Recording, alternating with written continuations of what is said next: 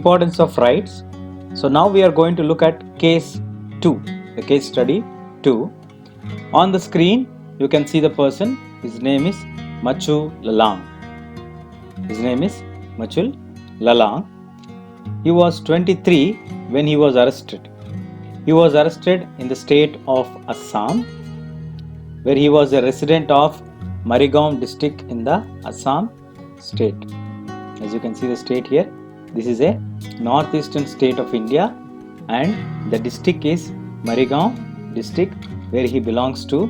So a resident of the village called Chuburi village. The village called Chuburi village. This district is Marigaon district and the state is Assam, where he was arrested on the charges of causing grievances, injuries to the people. When he was arrested, he was found that mentally he was too unstable to stand a trial. So when he was arrested, his state of mind was not good. He was unstable. So he could not stand for a trial. Then he was sent as an under trial to Lokapriya Gopinath Barodlai Mental Hospital in Tejpur for treatment, which is the treatment hospital. So he has been sent to the hospital. So Machal was treated successfully when he was sent to the hospital, and the doctors wrote twice to the jail authorities in 1967 and 1996. In 1967, when they have written, there was no response for the reply for the jail authorities' letter. So again, after 30 years, nearly after 30 years, in 1996, again they have written, but this time also no one paid attention. So Machu Lalang remained in the judicial custody. So from the age of 23, he was in the judicial custody. He is still in the judicial custody till 1996.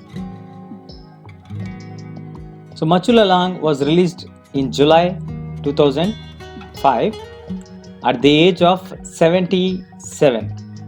He was arrested at the age of 23.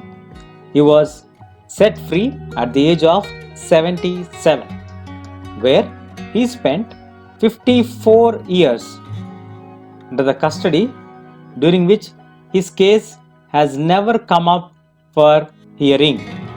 The case has never come up for hearing. He was freed when a team appointed by the National Human Rights Commission (NHRC) intervened after an inspection in the under trials of the state.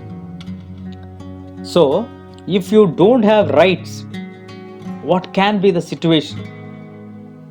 It's a devastating situation of a person's life to spend 54 years of his life behind the bars as an under trial person. There is no response from the police authorities when they have written in 1967, 1996. 1996, from then again, 9 years later, Machal Lalang was inspected by the National Human Rights Commission. They have raised this concern. Then comes the order to release him. Lalang. Who was Machu Lalang? Lalang was from a tribal community from the Silchang in Marigaon district of Central Asia. He was 23 years old when he went missing. His family thought he has been whisked away by some evil spirit. So what are the charges against him? The only available record in the Guwahati jail of Assam says he was booked under the section 326 of the IPC, the Indian Penal Code. The section pertains to the non-bailable offence for voluntarily causing grievances or hurt, dangerous weapons, or the means. So if it is found guilty, the maximum punishment under this section, under this provision, is 10 years in prison. So as per the charges against Machul Lalang, he belongs to Central Asia. So we are getting the records from the Guwahati jail that there is a charge which has been booked against him under section 326 of the IPC. This section is a non-bailable offence. It's like voluntarily causing grievous hurt by dangerous weapons or other means. It is found guilty. If Machul Lalang was found guilty, he has been intentionally doing such kind of grievous hurts by dangerous weapons. The maximum penalty under this particular section, Article 326, the section 326 of the IPC, would attract 10 years of imprisonment.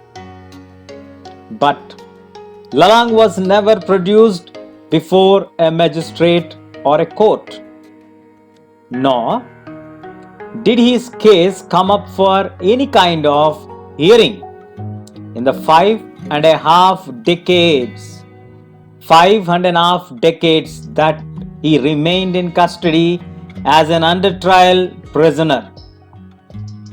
Under the section that is being booked, Machul Lalang will be imprisoned if he is found guilty for only a decade, 10 years of imprisonment. But Lalang was never produced before a magistrate, nor did his case come up for any kind of hearing in the 5.5 decades time that he remained in the custody as an under trial prisoner. Within weeks of his detention, he was sent to Gopinath Bardolai Mental Hospital at Tejpur as he was unstable at the time he was taken into custody. Despite of repeated letters from the hospital authorities saying that Lalang had recovered and was fit to be taken back, the jail authorities did not respond. It was only in July 2005 that he was finally released on a bail for ₹1 as a nominal charge. The Indian Express reports on the case prompted a public interest litigation, following which the Supreme Court has directed the Assam government to pay Lalang an interim compensation of ₹3 lakhs apart from a monthly subsistence allowance of ₹1,000. The state government was also directed to arrange regular medical checkup and a free treatment for him. So Machul Lalang, maybe because of he's having unstable mind, he was not able to understand what he was doing. So he might have hurt somebody with a dangerous weapon that could be a stone. So as he was taken into custody and he was sent to the hospital, but later the jail authorities were not ready to take the responsibility, or something happened that Lalang has to spend 5.5 decades, 54 years literally in jail as an under trial prisoner, which is a sad part in the Indian history.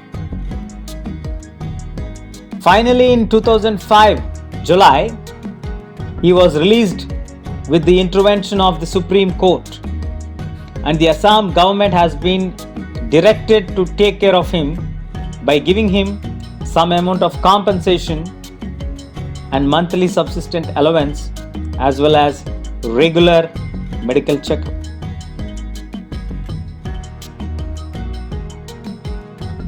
I don't think all these efforts would bring him back any of his lost valuable life period behind the bars. the two case studies and the importance of rights. In the Machals case, the entire life was wasted. 54 years he has spent as an under trial prisoner. Because of a proper trial against him never took place, our constitution gives every citizen the right to life and liberty. This means that every citizen must also have the right to fair and a speedy trial. The Machals case shows what happens when the rights granted by the Constitution are not available in practice. As we have seen in the Machals case, there was no speedy trial which was conducted. So he has to spend 54 years behind the bars. And in the case of the first instance, there was a violation rights against in the constitutional rights which are provided. In the first case, there was a violation of rights provided in the Constitution, but it was challenged in the court. As a result, the workers could get what was due to them in the form of their rightful wages. The constitutional guarantee of the rights against the exploitation ensured justice to these workers. Now, in case 1, they were able to get rightful wages through the constitutional guarantee.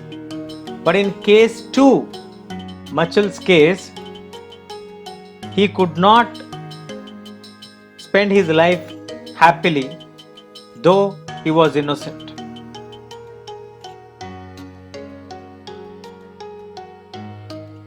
Both these examples shows the importance of having rights and of the actual implementation of these rights. You have rights, but at the same time it has to be implemented. A democracy must ensure that individuals have certain rights and that the government will always recognize these rights. Government will always make sure they all get properly the rights implemented. Therefore, it is often a practice in most democratic countries to list the rights of the citizens in the Constitution itself. Such a list of rights mentioned and protected by the Constitution is called the Bill of Rights. Now, why do we need to list out the rights? To make sure that the citizens come to know what are their rights. It is in short known as the Bill of Rights. A Bill of Rights prohibits the government from thus acting against the rights of the individuals and ensures a remedy in the case there is a violation of these rights. It is very, very important that these Bill of Rights are mentioned in a list and known to the citizens so that they can know about their rights. And this Bill of Rights prohibits governments from acting against the rights of the individuals. And in case there is a violation, there is always a remedy if there is a violation. That's why Bill of Rights play an important role in any democratic setup.